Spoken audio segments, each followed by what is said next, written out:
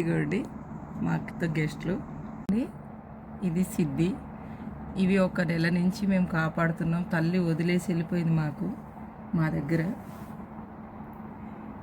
దగ్గరే ఉంటాయి.